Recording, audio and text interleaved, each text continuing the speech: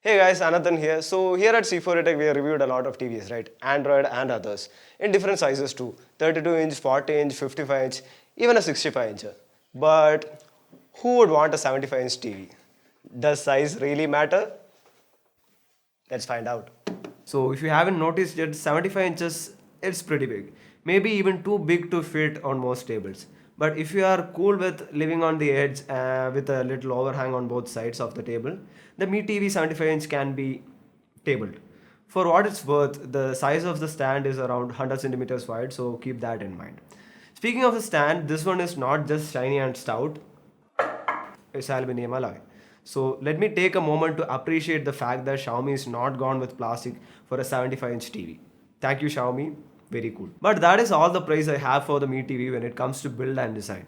While there is nothing colossally wrong with the design, it's just this isn't as unique or as aesthetically pleasing as the original Mi TV 4. They set too high a standard with that, I guess.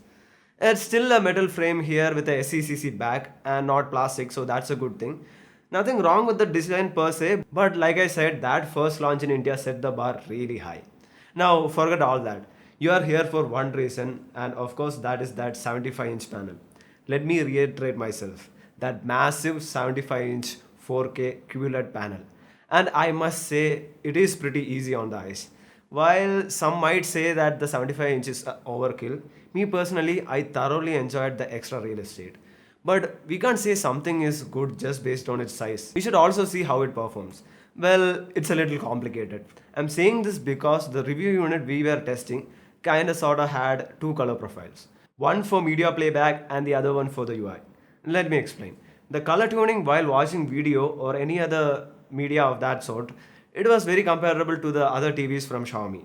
So we are talking balanced color output, but the contrast and the saturation were ever so slightly boosted so that the underinformed public, like who don't really know about displays, would be like, wow, look at those colors. Oldest trick in the book. Every company uses this, so we are gonna let it slide. Also, Xiaomi is giving us a lot of granular controls that lets us fine tune the viewing experience. Now, that brings us to the second color profile, that is the UI. So basically the user interface of the TV seemingly has this secondary color profile which cannot be tuned by the user.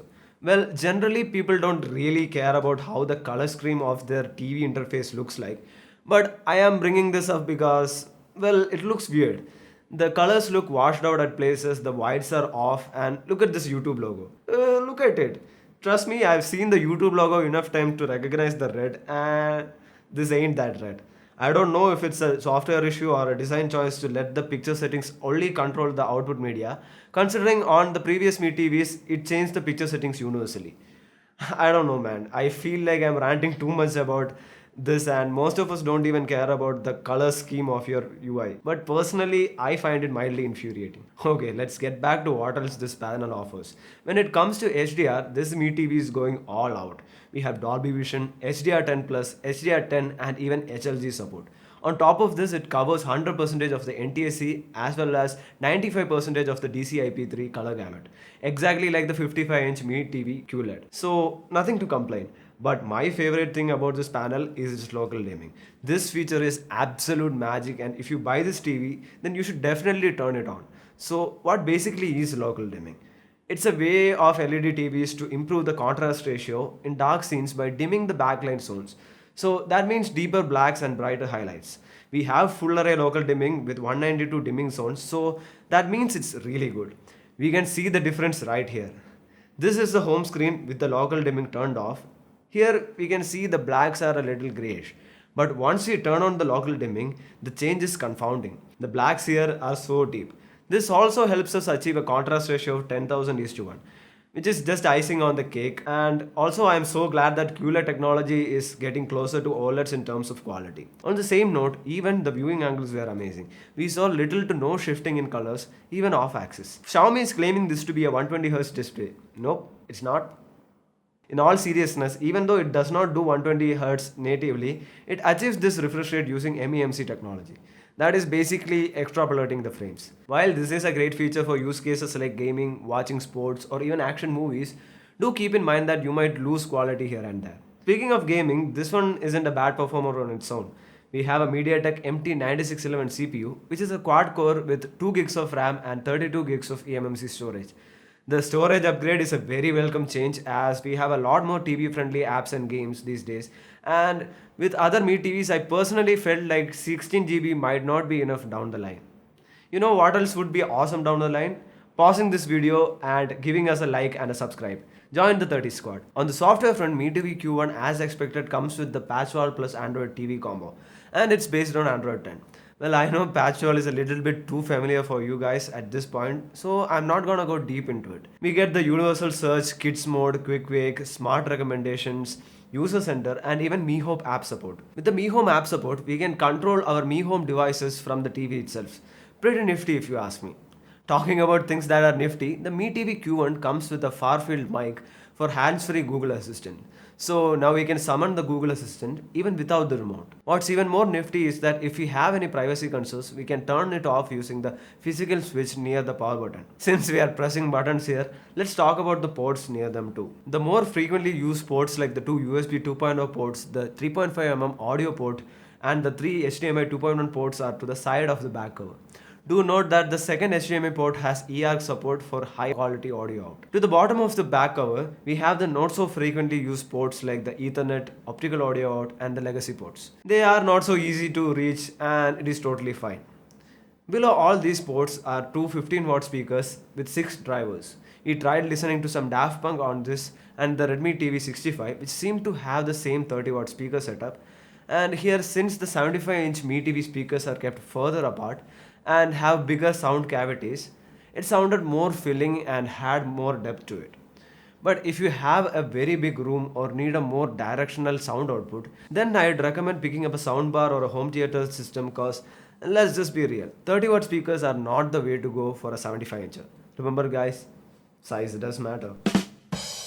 When it comes to connectivity, we have Bluetooth 5.0 and dual band Wi-Fi support.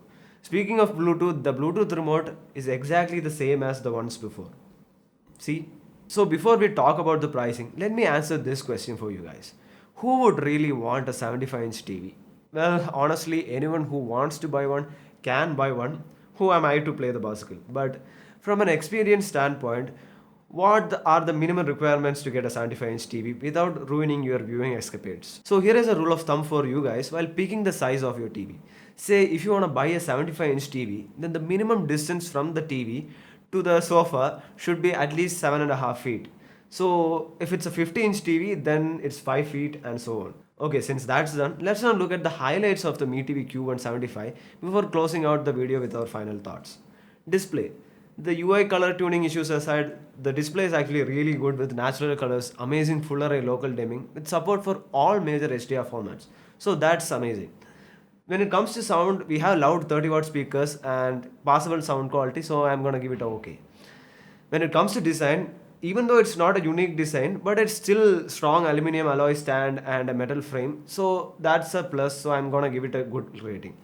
When it comes to port and internal hardware, we have a good I/O selection here and the specs are also decent, so that is great. And when it comes to software, we get the regular same patchwall experience with Mi Home support, and also we have a hands-free Google Assistant setup, so that is actually a plus. So I am giving this an amazing rating. And finally, let's now talk about the pricing. The sticker price for the Mi TV Q1 75-inch is 2 lakhs. Let that sink in for a second. A Xiaomi product with a 6-figure pricing. Anyways, even if we don't know the official pricing right now, considering Xiaomi's pricing trend, I'm assuming it would be priced around 1.2 lakhs to 1.6 lakhs. Well, in all fairness, it is really expensive to manufacture large displays, and TVs from Samsung, Sony, and even other competitors are priced way higher than 2 lakhs. But let us talk about the real competition here. The 75-inch 4K Pixelite TV from Woo. Yes, it's an LED TV, and the Mi TV Q1 is far superior when it comes to features.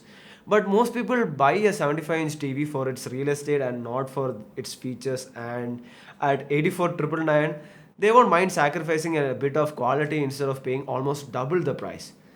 On the other hand, if you are looking for quality and attributes, Xiaomi's own Mi QLED TV 55-inch, the Mi TV 4X, that is a 65-incher, or even the newly launched 65-inch Redmi TV would give you similar or even the same feature set at the expense of a little real estate. So here is my question to you guys. Would you buy the Mi TV Q1 since it is one of the best value for money TVs with its feature set? Cause trust me, it is. Or would you consider making a few sacrifices from some other cheaper alternative that we have mentioned here? Let me know in the comments below. So that's pretty much it from my side. Thumbs if you find this video mildly interesting. Subscribe if you think this was entertaining. Thanks for watching, and until next time, my name is Ananthan, and here's me hoping that I still have a job after this video goes live. Cheers.